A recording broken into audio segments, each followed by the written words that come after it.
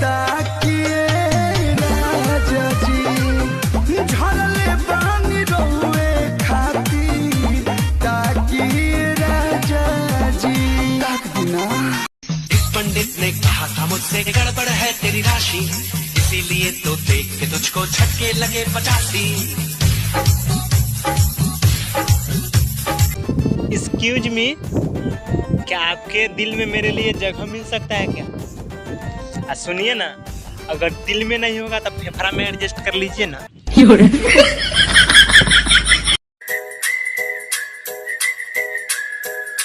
सपने में मिलती है ओ कुड़ी मेरी, सपने में मिलती है।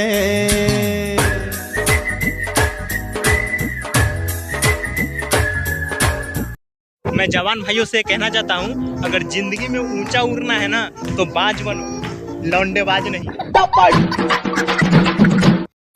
रात भर हाथ में धरावेला कलम, नीचे से ठंडा लागे ऊपर से गरम। ए हो जाड़ा में बिगड़ गइल हमरो कलम, ए हो जाड़ा में बिगड़ गइल हमरो कलम।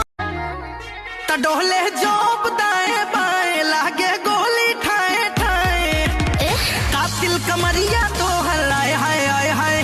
त डोले जोब दाएं बाएं लागे गोली ठाए ठाए, कातिल कमरिया तो हलाए हाय हाय हाय। बताहो का खोइबू मीठा की खाटा, मंगाही पानी पूरी किलो लाता। जिया जरदन सासुए हो देखो जो तुझे याद में बजी।